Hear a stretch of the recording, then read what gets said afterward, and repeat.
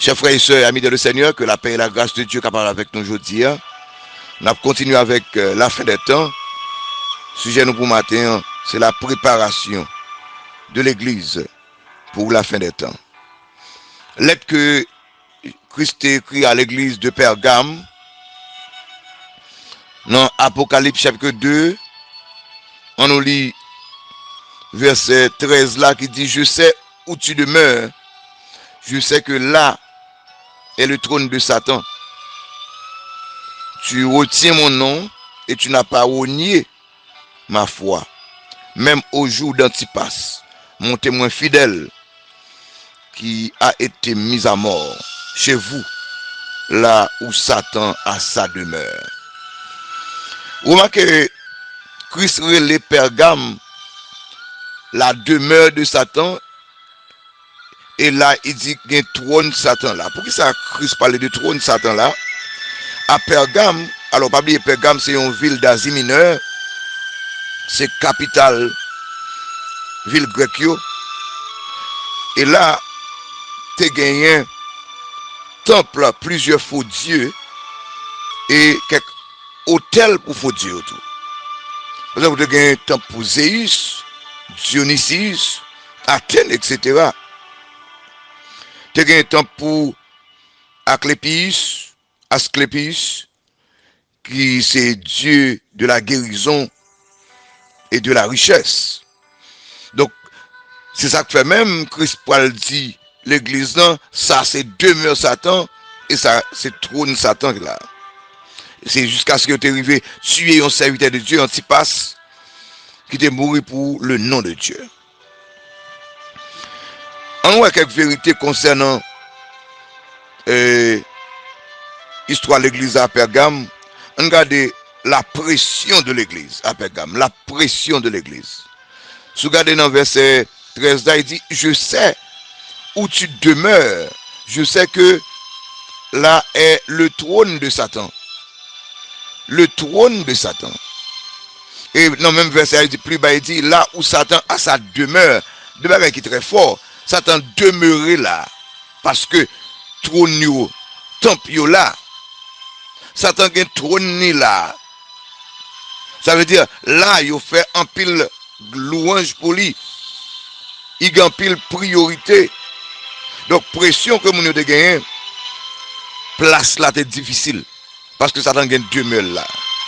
Pression que nous avons gagné, l'ennemi a été détail. C'est le diable. Que l'opposant. Pression que nous avons gagné, l'ennemi a été fort. Dans place là, surtout à Pergame, parce que le a demeure là. Si nous avons regardé en Haïti, mes amis, côté nous, tout côté nous passer, gagner place pour faux Dieu. Côté m'habiter, c'est tout près de la plaine du Nord. Nous connaissons ça qui passe dans la plaine du Nord. Nous connaissons dans la zone au Boyo. Nous connaissons un bon côté en Haïti. Chaque côté qui gagne une belle merveille que bon Dieu fait, un bel trou roche que bon Dieu fait, un bel pied bois que bon Dieu fait. Nous considérons ça comme un trône de Satan. On continue à adorer Satan. C'est pour dire que les chrétiens nous en difficulté. Parce que le diable a demeuré là. Il y a trône là. Il y a un centre d'adoration là. C'était la pression de mon Pergame. Activité satanique qui était très régulière à Pergame. Tout comme en Haïti, la caille nous. C'est pression nous.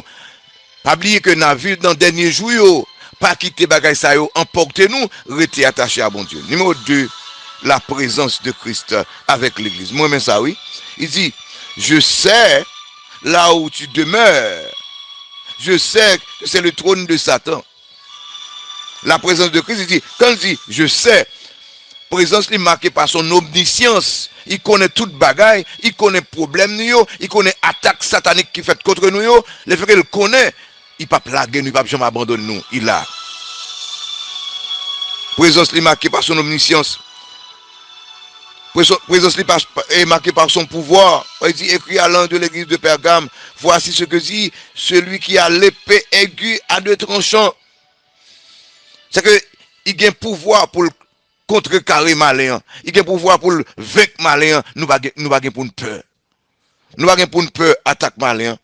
Nous pas pour une peur pression malin parce que moun qui parlé il gagne un pouvoir avec parole il est capable de chasser la présence du Seigneur par sa capacité épée à deux tranchants avec son épée il est capable de combattre l'ennemi qu'on guerre.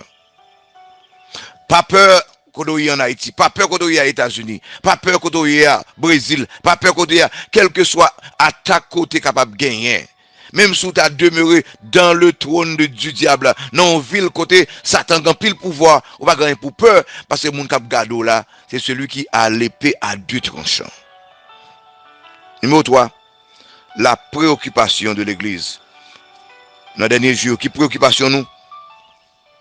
Dans le verset 13, il dit, il dit là, tu retiens mon nom et tu n'as pas renié ma foi, même au jour d'Antipas.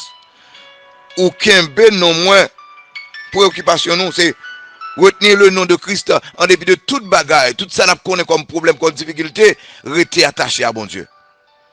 Rester avec l'identité chrétienne, même là nous nos bureaux de corruption, nous nos zones de corruption, nous travail de corruption a fait nous-mêmes kembe non bon Dieu. Puis nous comme petit bon Dieu, nous comme servante, comme serviteur de Dieu. C'est ça qui préoccupation nous. Pas renier à foi nous. Là nous avons problème, les petites nous malades, pas quitter moun pour prendre tête nous pour aller là à Satan, là à Bokov, dire ouais. Non, kembe non bon Dieu. Kembe foi nous.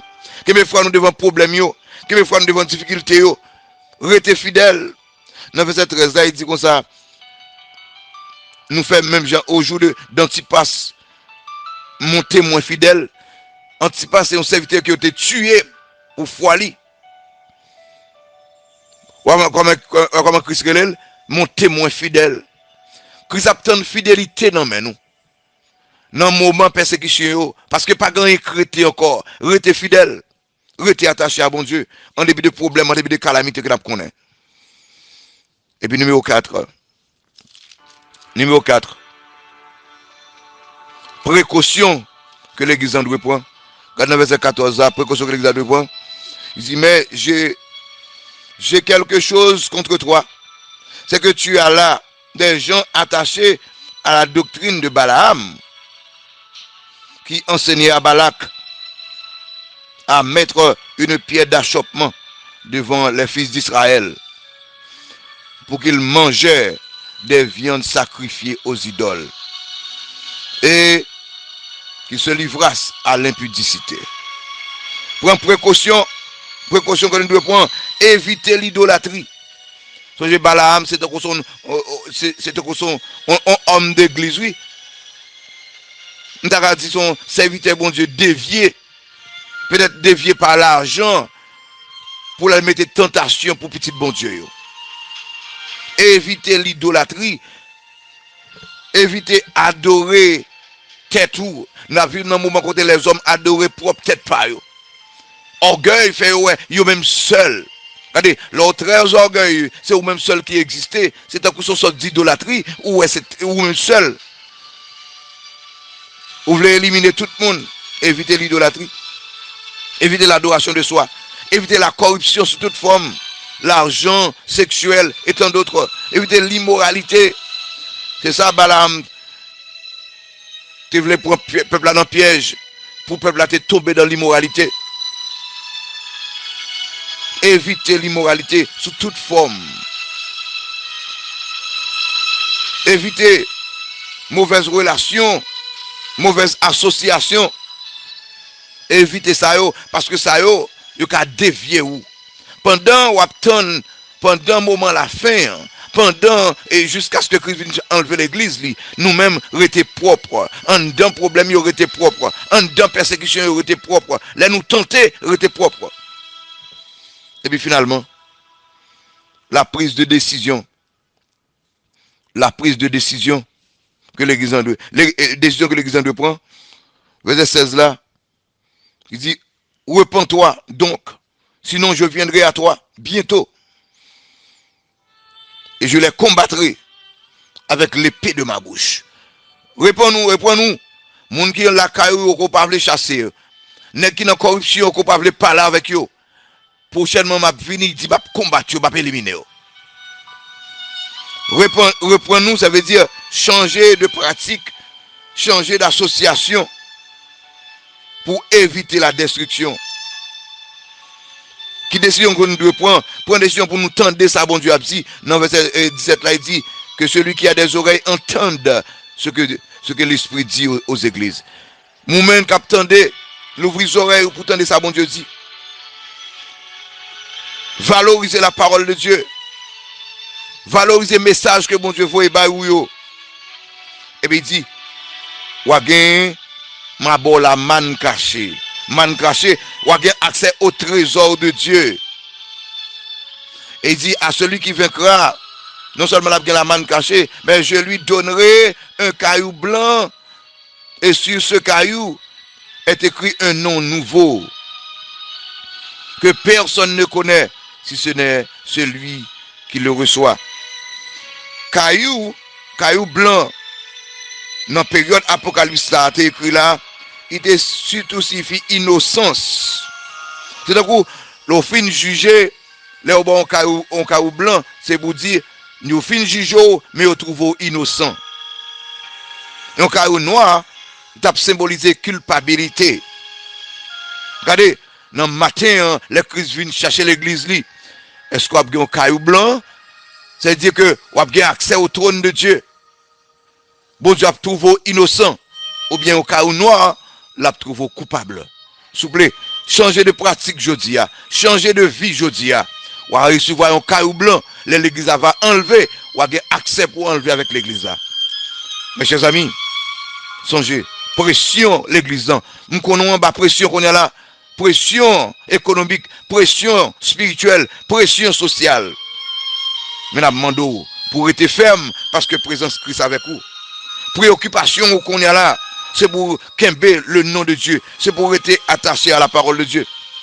Précaution qu'on doit prendre, éviter l'idolâtrie, éviter la corruption, éviter l'immoralité, éviter tout ça qui est sale, mauvaise association. Décision qu'on doit prendre qu'on y a là. Prendre décision qu'on y a là pour changer de pratique, pour changer d'association. Et bon Dieu dans mon lit, il va bénir vous, il va garder vous. Bonne journée ou bien bonne nuit, que le Seigneur vous bénisse.